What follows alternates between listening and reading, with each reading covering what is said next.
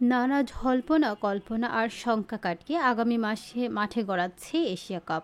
ইতিমধ্যেই টুর্নামেন্টের পূর্ণাঙ্গ সূচি প্রকাশ করেছে এশিয়ান ক্রিকেট কাউন্সিল এনসিসি। আঞ্চলিক শ্রেষ্ঠত্বের লড়াইয়ের মঞ্চে নিজেদের শক্তির জানান দিতে দল গোছাতে শুরু করেছে অংশগ্রহণকারী দলগুলো। সেই সময়ে সংখ্যা দেখা দিয়েছে ভারত শিবিরে। এবারের এশিয়া কাপ হবে টি-20 ফরম্যাটে। এই ফরম্যাটে ভারতের অধিনায়ক সূর্যকুমার যাদব। এশিয়া কাপের ভারতীয় এই অধিনায়কের ফিটনেস নিয়ে সংশয় তৈরি হয়েছে। এই তালিকায় আছে দলটির অন্যতম সেরা অলরাউন্ডার হার্দিক পান্ডিয়ার নামও, যেটা চিন্তার কারণ হয়ে দেখা দিয়েছে ভারত শিবিরে। টাইমস অফ ইন্ডিয়ার এক প্রতিবেদনে জানানো হয়েছে 11 ও 12 আগস্ট বেঙ্গালুরুতে জাতীয় ক্রিকেট একাডেমিতে ফিটনেস পরীক্ষা দেবেন হার্দিক। তিনি নিজেই সোশ্যাল মিডিয়ায় সেই ছবি পোস্ট করেন।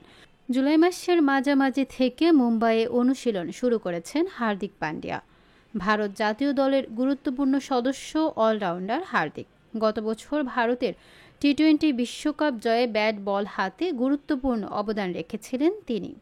চলতি বছর চ্যাম্পিয়ন্স ট্রফি জয়েও ভূমিকা ছিল এই অলরাউন্ডারের। অন্যদিকে আগামী বছর ভারতের মাটিতে বসবে টি-20 বিশ্বকাপের আসর। তার আগে হার্দিককে নিয়ে কোনো তাড়াহুড়া করতে চাইছে না বিসিসিআই।